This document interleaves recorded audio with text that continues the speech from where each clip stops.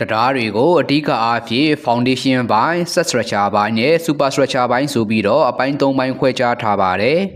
small scale brick ခေါ်တရားငယ်လေးတွေရဲ့အစိတ်အပိုင်းတွေကိုလည်း၎င်းတို့နဲ့သက်ဆိုင်တဲ့အခေါ်အဝေါ်တွေရှိပါတယ်တရားငယ်လေးတွေရဲ့ foundation ဘိုင်းမှာဆိုရင်ဘိုးပိုင် foundation နဲ့ casing foundation တွေကိုအများဆုံးအသုံးပြုလေရှိပါတယ်ဒါကြောင့် foundation ဘိုင်းမှာဆိုရင်ပိုင်နဲ့ပိုင်ကက်တွေပါဝင်မှာဖြစ်ပါတယ် set structure ဘိုင်းမှာဆိုရင်အပတ်မှန်ရှိမှာဖြစ်ပါတယ်အပတ်မှန်ကိုလည်းအစိတ်အပိုင်းများစွာထပ်မံခွဲခြားထားပါသေးတယ်ဒီအစိတ်ပိုင်းတွေကတော့ wing ရော stand ရော back ရောနဲ့ bearing seat တွေပဲဖြစ်ပါတယ် bearing seat ဆိုတော့ super structure ကလုပ်တွေကို set structure စီသို့ transfer လုပ်ရမှာအသုံးပြုတဲ့ bearing တွေအထိုင်ချရာနေရာလည်းဖြစ်ပါတယ်